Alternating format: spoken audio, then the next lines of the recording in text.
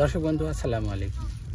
যারা পেঁয়াজ সংরক্ষণ করে রেখে দিতে চান, দেখেন এইভাবে ঝুঁটি বাঁধবেন, রশি দিয়ে এইভাবে ঝুঁটি বেঁধে ঘরে রেখে দেবেন ঝুলিয়ে। 1 বছর পেঁয়াজ নষ্ট হবে না। পেঁয়াজের দাম নেই, বিক্রি করার দরকার নেই। সবাই পেঁয়াজ সংরক্ষণ করে রেখে দিন।